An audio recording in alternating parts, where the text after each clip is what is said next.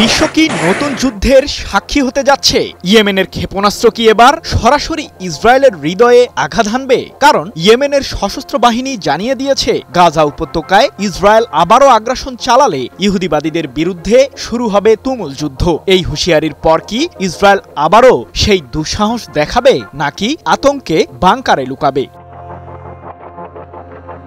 গাজায় যখন নিরীহ ফিলিস্তিনিদের উপর ইসরায়েলের সামরিক বাহিনীর নির্মম আগ্রাসন চলছিল, তখন উপত্যকাটির বাসিন্দাদের জন্য প্রকৃত রক্ষা কবচ হিসেবে পাশে দাঁড়ায় ইয়েমেনের হুথি বিদ্রোহীরা। দফায় দফায় মিসাইল আর আত্মঘাতী ড্রোন হামলায় পুরো ইসরায়েলকে কাঁপিয়ে তুলে ইয়েমেনের সশস্ত্র গোষ্ঠীটি। তাদের একটাই দাবি ছিল, গাজায় যুদ্ধ বন্ধ করো, নয়তো হুথিদের প্রতিরোধের মুখোমুখি হতে হবে নেতানিয়াহুর বাহিনীকে।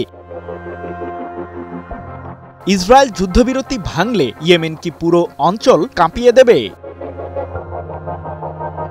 মার্কিন প্রেসিডেন্ট ডোনাল্ড ট্রাম্পের মধ্যস্থতায় গত 10 অক্টোবর থেকে ফিলিস্তিনের স্বাধীনতাকামী সংগঠন হামাসের বিরুদ্ধে যুদ্ধবিরতি ঘোষণা করেন ইসরায়েলের প্রধানমন্ত্রী বেনিয়ামিন নেতানিয়াহু। এরই মধ্যে গাজা উপত্যকা থেকে নিজেদের সামরিক বাহিনীর সদস্যদের সরিয়ে নিয়েছে ইসরায়েল সরকার। তবে ফিলিস্তিনিদের বিরুদ্ধে নেতানিয়াহুর আগ্রাসন শেষ হলেও চুপ নেই হুথি বিদ্রোহীরা। গাজায় নেতানিয়াহু যুদ্ধবিরতি লঙ্ঘন করলেই চূড়ান্ত প্রতিক্রিয়ার হুঁশিয়ারি দিয়েছে ইয়েমেনের হুথি বিদ্রোহীরা। এ প্রসঙ্গে সশস্ত্র গোষ্ঠীটির রাজনৈতিক ব্যুরোর জ্যেষ্ঠ কর্মকর্তা হিজাম আল আসাদ বলেন, ইসরায়েল যদি আবারও গাজায় আগ্রাসন শুরু করে, তাহলে ইয়েমেনি সশস্ত্র বাহিনীর পক্ষ থেকে আরও কঠোর ও সিদ্ধান্তমূলক প্রতিক্রিয়া জানানো হবে। ইহুদিবাদীদের যুদ্ধ বন্ধ করতে বাধ্য করবে হুথিরা। 12 অক্টোবর এক প্রতিবেদনে বিষয়টি নিশ্চিত করেছে ইরানের সম্প্রচার মাধ্যম প্রেস টিভি। হুথিদের এই হুঙ্কারের পর কি মধ্যপ্রাচ্যে আবারও আগুন জ্বলবে?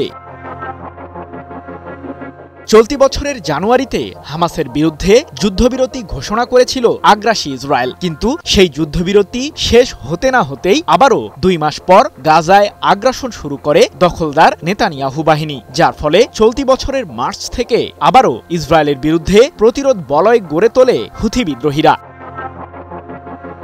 কি বুঝলেন ভাই? অনলি যেটাই চাই।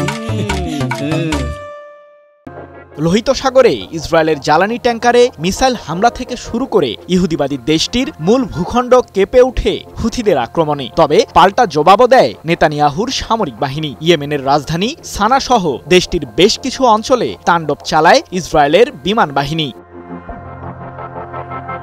29 আগস্ট হুথিদের প্রধানমন্ত্রী আহমেদ গালেব নাসের আল রাহাবিকে বিমান হামলা চালিয়ে হত্যা করে ইসরায়েলের সামরিক বাহিনী। তবুও দমে যায়নি হুথিরা। দফায় দফায় ব্যালিস্টিক মিসাইল আর ড্রোন হামলা চালিয়ে ইসরায়েলকে জবাব দেয় ইয়েমেনের সশস্ত্র গোষ্ঠীটি।